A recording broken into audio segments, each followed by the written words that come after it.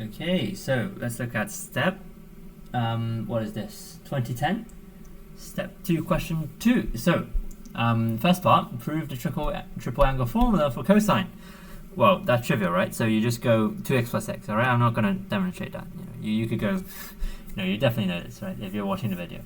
Okay, so, and sine 3x as well, same thing, 2x plus x. Okay, and you'll get something like, what is it, sine 3x equals to 3 sine x minus 4 sine cubed, something along those lines, yeah. Okay, for some reason it's not writing properly again, but there we go. Okay, so part 1, that's the main part of the question, right? So let I of alpha equals to, from 0 to alpha, the integral 7 sine x minus 8 sine cubed x dx. Okay, well, you could integrate that easily, I'm sure. So what does that give? That is oh god, please. There you go. Alpha to 0, 7 sine x.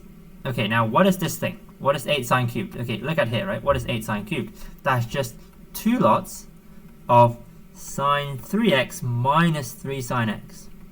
Yeah, I just substituted, right? Because this is 8, this is 4, so I multiplied it by 2. Okay, this is lagging real bad.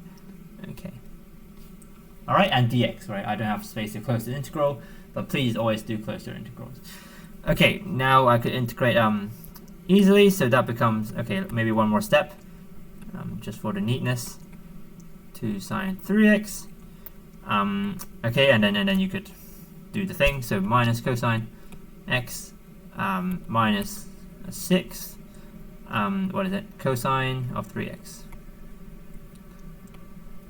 From alpha to 0. Okay, if you chuck in 0 there, then a cosine of 0 is 1. Remember that, yeah? Cosine of 0 is 1. So now I put in my alpha. Okay, what am I doing? This is just 2/3, isn't it? Okay. God, okay. So put in my alpha, that gives me minus, so c is cosine alpha, so minus c, minus 2/3 of cosine 3x, which is 4c cubed minus 3c, and I chuck in my 0, so plus 1 plus 2/3. Okay, that looks much better. Alright, and you just manipulate this, right? If you manipulate this, you will get this. Okay, it looks like that. Okay, so I'm going to trust myself. It's probably going to be that. You could do that yourself. Okay, so, and it says write down one value of c for which I of alpha equals to 0. Okay, so if it tells you to write down one, it's probably trivial that you could inspect it. And I think an obvious choice is c equals to 1. Hopefully that is trivial, yeah, because if you look at the coefficients, this is 1, right? And 1 plus 5/3 is 8/3, right? So if c is 1, then it's fine. Hopefully that's apparent enough, I hope. Okay, alright, is this meant to be some sort of joke or something? Alright, believes that integrating sine to the n of x dx equals to, well, that thing n plus 1 over n plus 1. Okay, well, I wish integration was like that. If integration was like that, then probably we won't have integration competitions all around the world. Okay, for n equals to 1, 2, 3. Show that he would obtain the correct value for I of beta, where cosine beta equals to minus 1 on 6. Okay, interesting. So how should we do this properly?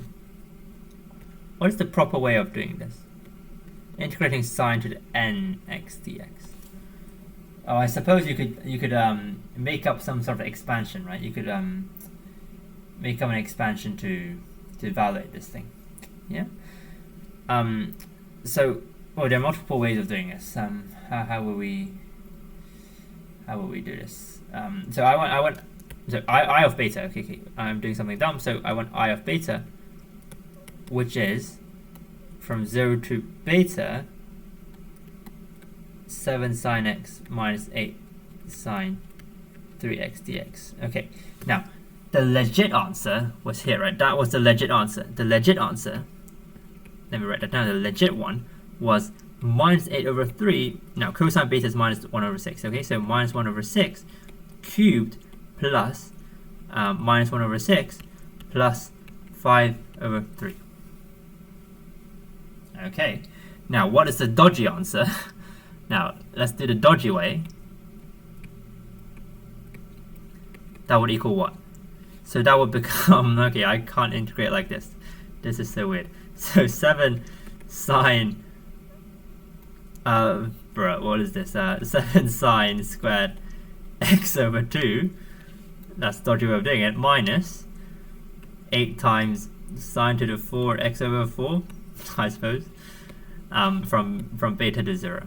Okay, if you chuck in 0 to the thing, then sine 0 is 0, right? So we don't have to care about that. That equals to what? Well, put in beta, I suppose. So 7, 1 minus cosine squared beta. Okay, why did I do that? Because I know that cosine beta is minus 1 on 6, right? So that helps.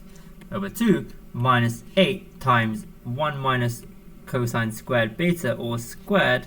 I'm sure we know why I did that. And that equals, chuck the value of cosine beta. Okay, and compare the legit and the dodgy answer. Okay, I trust my algebra, so I suppose that should be correct. You just follow through the steps and you calculate the value for a dodgy one, calculate a value for a legit one, and prove that it's all fine. Okay, lovely. Good. So now it wants me to find all values of alpha for which he would obtain the correct value of I alpha. Okay, so let's do this properly. How do I do this? So let me erase all this. So I think it's sort of the same approach, but it's just a more general scenario, right? So let's calculate the legit one first.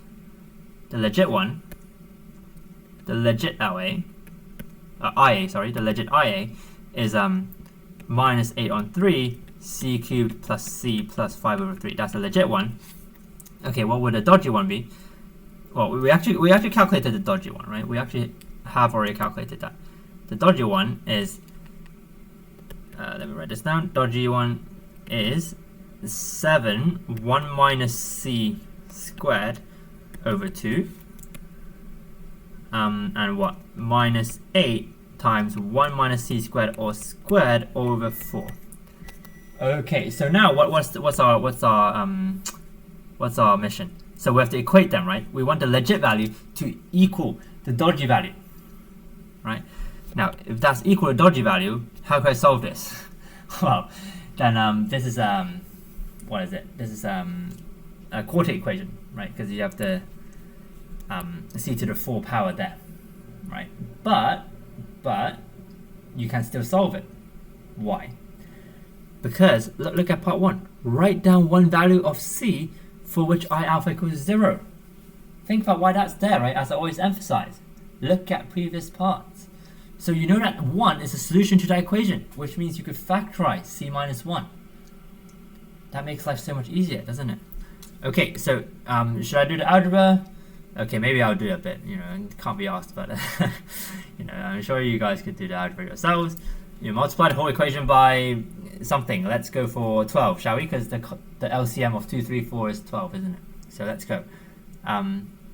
So I have minus 32c cubed plus 12c plus 20 equals to 42 minus 42c squared. Okay, yeah, well, this 8 cancels with the 4, doesn't it? Okay, I probably shouldn't have multiplied by... Yeah, shouldn't have multiplied by 12. This thing cancels. I was being dumb. Okay, let's multiply by 6 instead. Okay. Because that makes numbers slightly smaller. Multiply by 6 instead gives me 21. And then minus 12. And then 1 minus 2 c squared plus c to the 4. Okay. So now let's do the algebra properly. So I have 12 c to the 4. Minus 16c cubed. What c squared terms have I got? Minus 3c squared plus 6c plus 1 equals 0, yes. So now c minus 1 is a solution, right? Because c equals to 1 solves that equation, right? So c minus 1 is a factor. That's the factor theorem, yeah? And now I go 12c cubed. Well, just do your division properly.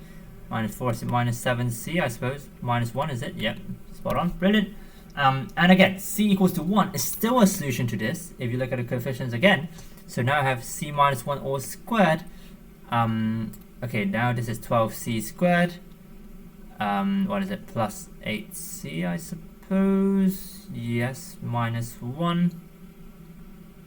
Yeah, is that right?